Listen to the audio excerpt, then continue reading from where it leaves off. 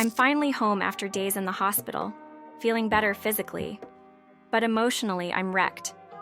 My parents, who live 4 hours away, had to step in and take care of my daughter while I was gone. I didn't ask them for help earlier because I still thought I could rely on my husband. I know better now. I never got a real apology, just more excuses. He claimed he didn't think it was that serious, that I should have just gone to the neighbor if it was really that bad. I didn't argue. Not because I agreed, but because I had already realized something that hit me harder than anything. Some people asked if I had a history of overreacting, if maybe that's why he didn't take me seriously. The truth? In 5 years together, I've only needed him to take me to the hospital once, when I gave birth to our daughter. That's it. And even if he had come home, would he have really helped? If I hadn't needed hospitalization, he probably would have just ignored me anyway. But then someone asked me, what if it had been our daughter? What if she had been the one lying there, sick and helpless, and he had acted the same way? That question was my breaking point. I don't want to be with him anymore. I can't trust him.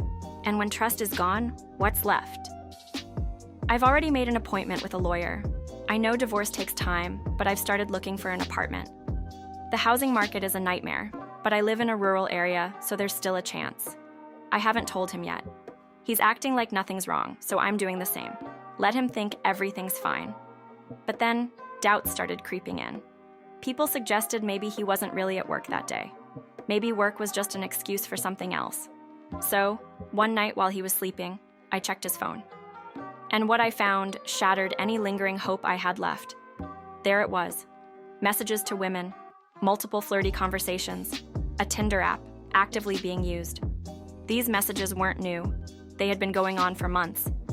And while I was lying in a hospital bed, fighting off an infection that could have killed me, he wasn't just ignoring me.